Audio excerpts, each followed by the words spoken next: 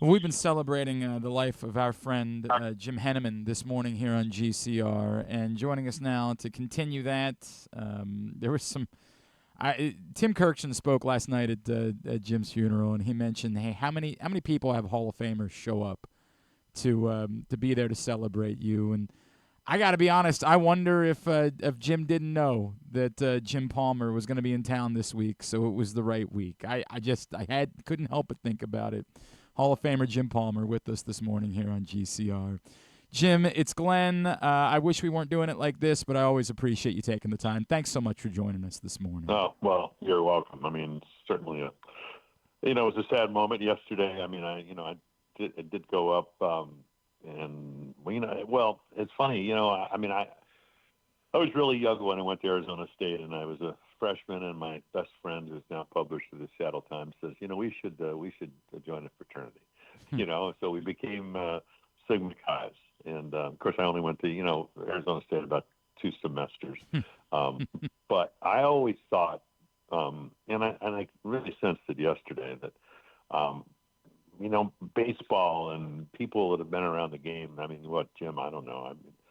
I don't know. He died at 89. It seems like he'd been there forever, seven decades, or I don't know. I read some other place 8, but I'm going, well, where did he start when he was 9? I don't know. But the the amazing thing is that you go to that, and I didn't realize he had so many brothers. And I mean, I met an ex-wife, and I met his wife, and I met cousins and brother. I mean, it was and then all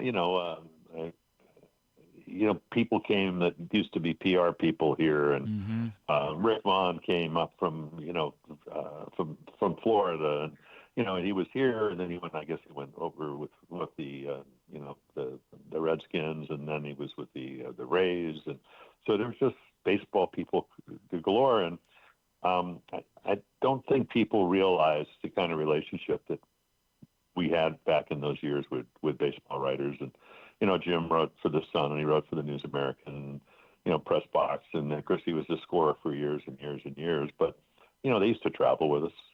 We'd go to lunch with them and whatever. I mean, what do they call it now? Where writers want clicks and all that kind of stuff. Jim Henneman wasn't a click type of guy. Yeah. I mean, he was straightforward, loved baseball. Played baseball at Calvert Hall and then Loyola, and I mean, he was nice enough to ask me to write the preface for the book he wrote, 60 Years of Oriole Magic. And I was looking through it the last couple of days, and I mean, it's a remarkable book. And I'm looking, I'm going, geez, I don't even know if there's anything about him in the book. And that kind of, to me, shows what Jim Henneman was about. He loved baseball. He loved the people. He earned respect because he was so fair and knowledgeable and all those kind of things. And years ago, I was on the Phil Donahue show, and he asked me about writers. He said, well, do you have to be careful if you have confrontations? And, there were some that I did. And I talked to him about a guy, Milton Richmond, who was the UP writer.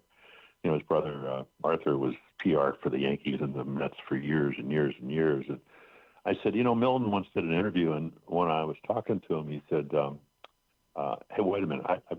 I want to make sure I understand what you're trying to say. Well, that was Jim Henneman, And, so, again, it's easy to like him. He was a likable guy. He earned his respect. He gave respect. It was the mutuality of being friends and whatever. And you can't always say that about sports writers. When I was texting, because I was off for 2 weeks, and I was talking to his son Chris, or texting with his son, and I talked to him on the phone, and I said, listen, I'm getting back Saturday night. Dean Albany, who was a longtime scout with the Orioles, and really dear friend of Jim's, and now with the Phillies, was scout of the year a couple of years ago for them. I said, we're going to go up there Sunday morning. And as it turns out, he passed on Saturday night. So, I had a chance to go up there yesterday, and it really did a nice job with all the pictures and, whatever. But it was, you never want to see anybody, pass. But it kind of takes me back to a couple of years ago when Brooks passed away, and they had the memorial at Camden Yards. And it's funny. You're sitting there and you're saying, it would be the same thing with Jim. You're going. Nobody had to make anything up. Nope. Nobody had to, tell some lies or whatever. God, he was a great guy. Well, when he wasn't, because Brooks, was one of the, and Jim was, he obviously didn't play third base as well as Brooks did, but, he was just a great guy in baseball, and, he loved it, and that's the old days. You used to go to the ballpark when they actually had scouts that, you'd go into the press room and you'd have a conversation and you'd learn about another team and players, and you'd talk about baseball, or you talk about the night, that night's game, or the game the night, like today, I don't know if Steve Stone's doing the games, but I'll go in and, Sure. Stoney, he'll come into our booth. So Jim was always part of that fraternity. And so, he'll really be missed in, what he represented to baseball writers. He was the president of the Baseball Writers of America for years and all that, but for the Hall of Fame. So he was a real special guy. One of the things that struck me, and you alluded to it in what you just said, Jim, but Tim brought it up, that it wasn't just you guys, right? Like the way that he made all of us his friend. I remember the first time, I'm younger. I don't think I get to qualify as young anymore, but I'm younger. And I remember the first time I got a message from Jim that said, "Glenn, I really enjoyed what you wrote." And I just sort of it stopped me in my tracks. I said, "Wait, you're Jim Henneman. Like, you don't have to do that." And he would do it all the time. And he would take every single person that came into that press box under his wings. It just didn't matter who you were. He was a friend to everyone. Well, maybe that's why they named the press box after him. A couple of years ago. Yeah, it was interesting because when I ran into so many people that, again, it's not the reason you want to run into all these people, but it was really a nice moment. Other than the fact that the Beltway was, impossibly closed, and the fact I had to go through the city, when all the kids were getting out of school, it was really a remarkable afternoon. Again, you wish that moment never happened, but he just had a sense, and I kind of reread an article that he had written about Brooks, and how he cried, and how he said, there was the humility that, listen, I don't profess to know how you feel, but if you knew Brooks and whatever the way it was, like I did, you'd probably feel the same way I do. And that we miss him and we love him, and I tell it all the time, whether it's Jim Hennemans of the world or the Brooks Robinsons of the world. Guys like that don't come along all the time. No. They're great people.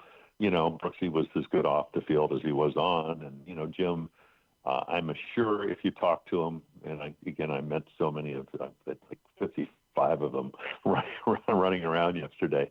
I'm sure his whole family would tell you the same thing. And so again, special human being.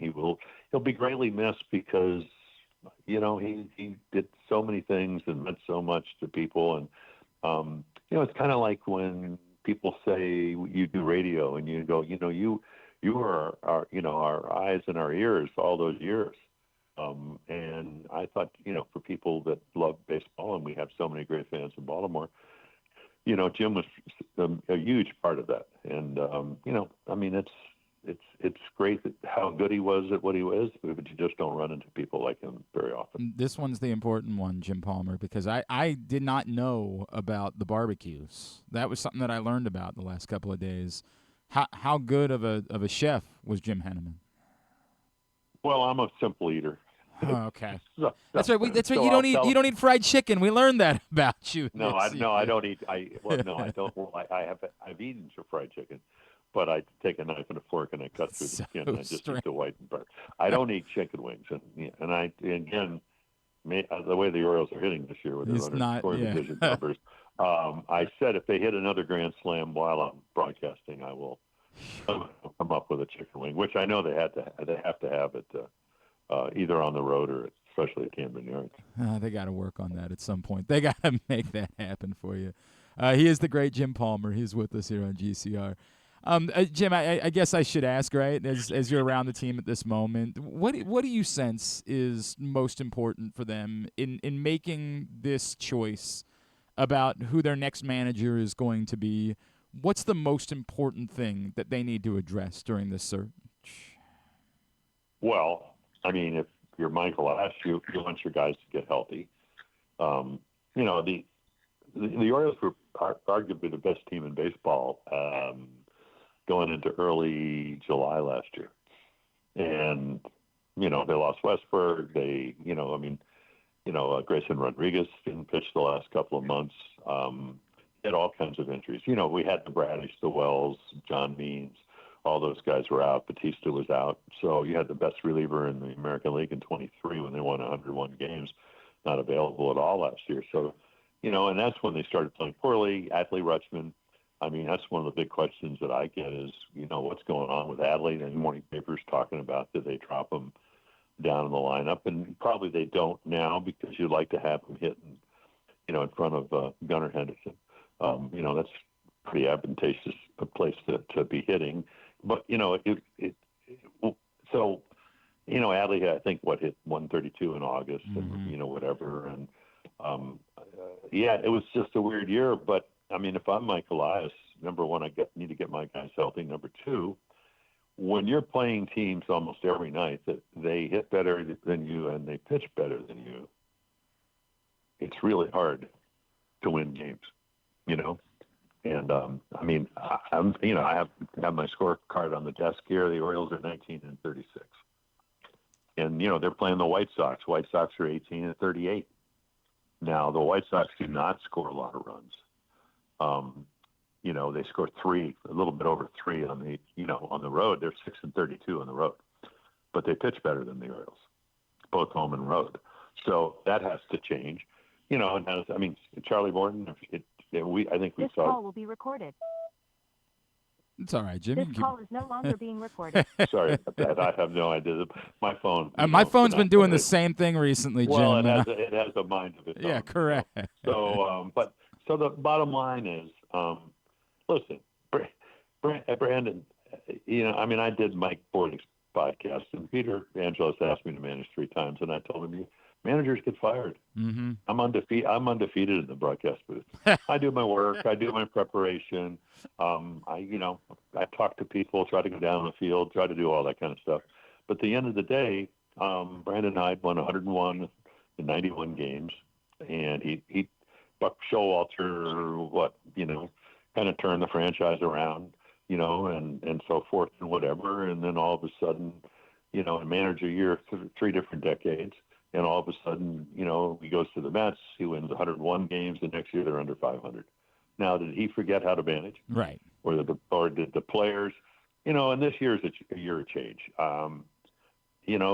Again, not to be critical of Michael Ask, but reality is, they changed hitting coaches. Now, I don't know if they left on their own. I think Bork Schulte went back to the Twins, where he's done a great job, because that's where he came from. Ryan Fuller was, Double-A hitting instructor.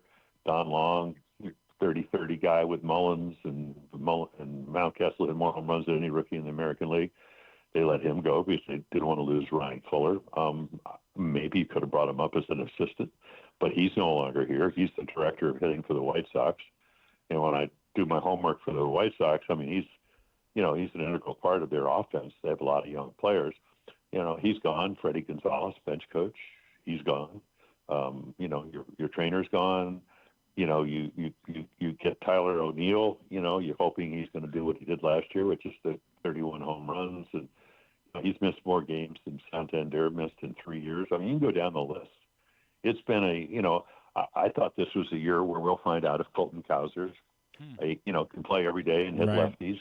He's a gifted player. He's what you want in a number one guy, smart and energetic, runs every ball out. He can play center field, he can play left field.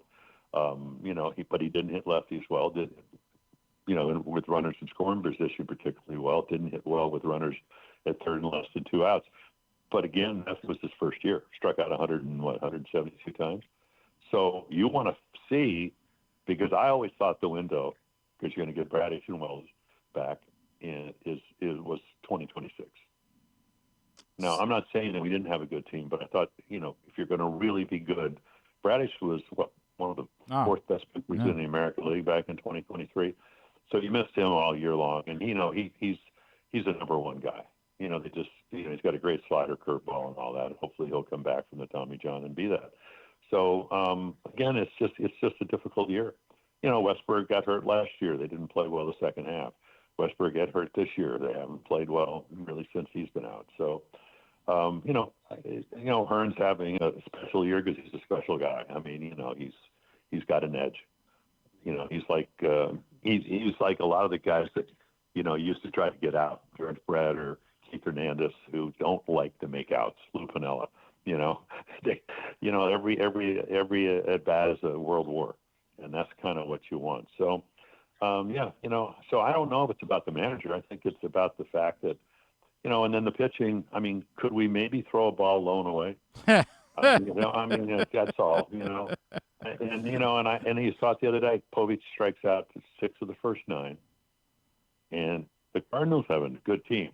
I mean, they now have won 18 of 23 games, so they're 18-5. They won more games in the National League than any team in May, or late April. So they made some great adjustments, and he made horrible pitches. No question. So it's just, and, if you're going to put the glove in the middle of the plate, I would not be in the Hall of Fame.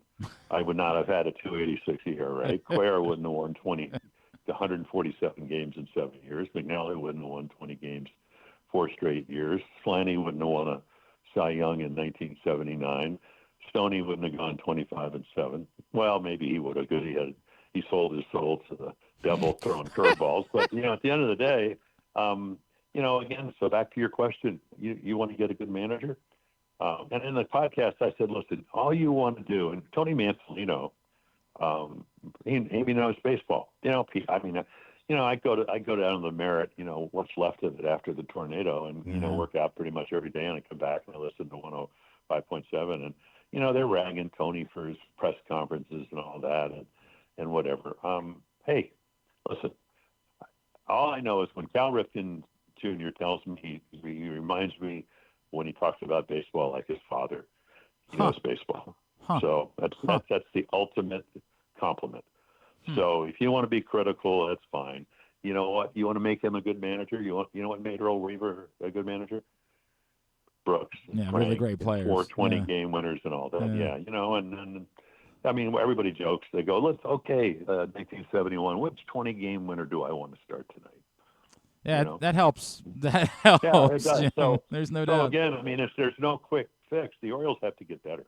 And, they have to get some guys healthy. And, and I don't know if they're going to get back in the race. Probably not. But you know what? Maybe they'll put a stretch run like the Orioles did on a team I played with that was 8 back in, late August and won 28-6. We had a 2.07 ERA in the month of September. Now, I don't know if they can do that, but, and you go to the ballpark every day, which is what they've done the last 2 years, and somebody helps you win. This year, a lot of guys aren't in that position to do. Jim, I know I want to keep you too much longer, but I just want to run by you. If you brought up Buck Showalter's name, if they do end up hiring a manager and it's not Tony, not just Buck, but also Ryan Flaherty's name has come up a lot, almost, based on what he learned about the game from Buck. I wonder what you would think of either a Buck reunion in Baltimore. You of course know, it didn't go quite so well for Earl when he came back the second time, or how much Ryan Flaherty might make sense to you as someone that is ready maybe for a job like this. Well, it's funny. Michael is a pretty smart guy.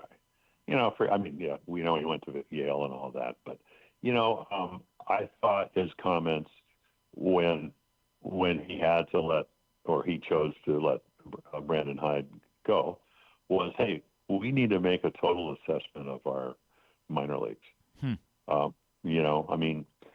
It's great. I've been reading about how they develop pitchers. One pitcher, that was Brandon Young, who now has a shoulder problem. That's the only pitcher that's come through the minor leagues to pitch at the major league level. since 2019. So when I do my pitching charts, like whether it's the White Sox or it was just the Cardinals or, whatever, I'm going, I'm looking at, guys and all that. And let's see, Brandon Eisert started with the Jays in 2019. He was the 537 pick. He's pitching in the big leagues. Geez. Now, Jared Schuster. Okay, he was in the first round with the Braves. You could go down. Jordan Leeser's one of their relievers, 14th round, 432nd. So the Orioles have to get better at developing pitchers. We found out that, Cal Ripken Sr., my first manager, used to say, guys they're suspects in their prospects. When you look at a minor leaguer, and the Orioles have a lot of prospects. But I've found out from being around baseball for 60 years that when a prospect comes to the big leagues, he's suspect until he proves he can play. Mm-hmm. So again, it's all about player development. It's all about developing, and the minor leagues aren't what they used to be because of all the injuries. You got AA pitchers pitching in AAA. You have a lot of guys because of arm injuries and whatever. So, they just if whoever they're going to, and whatever Mike decides to do is what are they going to do in the minor leagues to maybe better develop the players to come up here? And that's nothing that other good organizations aren't trying to do. So, that I think that's where the future is. And the great thing about if you read The Last Manager, the book by John Miller about Earl, wonderful. It talks about how our organization, and they talk about what the Orioles that I played on, you learned exactly in A-ball, what they were doing in the big leagues. So maybe that has to change a little bit. And, again, hopefully so whoever manages has to have a great knowledge and also the power to, and that's what Buck had was, hey, we're going to do it here in Baltimore, but we're also going to do it in, Chesapeake, and we're going to do it in Delmarva, and we're going to do it in Aberdeen. So when a guy comes to the big leagues, he knows how to play winning baseball. And, if I could wrap with this, Jim, you mentioned Adley Rutschman earlier, and we all know the struggles he's been through. Are you still certain that he can be Adley Rutschman again? Like I feel like it's just puzzling how it's gotten kind of this bad in such a short amount of time. Well, again, I made my living looking at hitters. Now it's funny. I was reading some of the comments by Ryan Fuller, our hitting instructor, who, as I mentioned, is now with Chicago, and they I think they send one of their number one draft choices, Vaughn, back out, and they said, well, he's got to have a reset. But they have so much, analytics are probably good. If Sigmundolf for the Orioles, who's the head of analytics, they must have some numbers, some metrics on what Ryan Mountcastle did when he hit 33 home runs, in 2021. They have to biomechanically have it. They have to do whatever. So why wouldn't you go back to that? Adley Rutschman, Adley was having a great year till, July last year. Yep. Made the All-Star team, had 16 home runs. I think, hit 3 the second half. Batting average, plummeted, especially in that month. I always thought his swing changed a little bit since the home run hitting contest, maybe a little bit more elevation. But the Orioles, they have all these ways to measure that. Now, to your point, is Adley going to be the player he was, coming up in 22 and, in 23? I don't know. We just had Nolan Arenado come in with, close to 400 home runs, saying, I don't know if and he's older, obviously, a lot older, but he goes, I don't know if I'll ever be the same player. The interesting thing to me was every time I won a game, they took it away.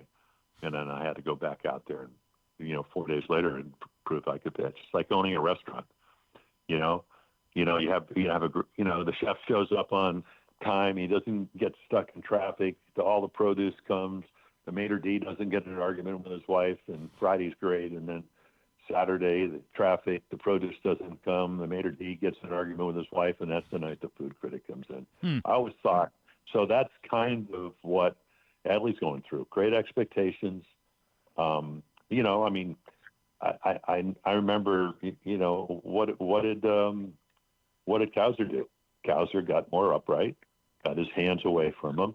You know, we've seen Jackson Holiday already this year. You know, his dad said, hey, get the bat more vertical. They worked on getting his hands away from his body. And pretty solid player. You know, he's been their best hitter in May. Mm-hmm. And if you look at the numbers, which I did yesterday on the off day, I mean, he hits fastball, curves, balls, and changeups the same. I mean, when you're hitting almost 280 and all the, you know, on all three pitches, that tells me you're pretty tough out. Now, he doesn't hit lefties very well, so maybe it'll be interesting to see how they play him when Westberg gets back, because you still have Urias, who's one of the, you know, he's like a hired assassin. You never know when he's going to do something to help you win, you know. So, yeah, so it's an interesting, yeah. I mean, to me, it's an intriguing year. And if, you know, obviously the Orioles, they've played what, 55 games. You think they wanted to be 19-36? No. But you do have the rest of the season to get ready, you know, to win as many games as you can and get ready for, you know, 2026. And that's what they did in 1988 when they lost the first 21 games of the season. You know, they traded for Brady Anderson. They got Devereaux the next spring, and they went down to the final weekend in competition to win the, you know, the American League East. So that's, to me, that's what this summer's about. And, you know, they'll get guys back. They'll be a better team. How much better, and who's going to manage it? You know what, to be continued. Yep. Jim Palmer, it's always a thrill every time we get to chat with you, my friend, and I appreciate. I know it's not the way that we wanted to start it, but there's nothing like talking about the great Jim Henneman as well. Well, I mean, we all had him in our life, yep. You know, and that's you know, that's what would life be when you don't have people like that. No question. That's really what it comes down to. Jim Palmer. Okay, I'm going to the Merit and do a pump some iron. I'll talk to you. We'll see you on TV. Thank you, Jim. Okay, you got it.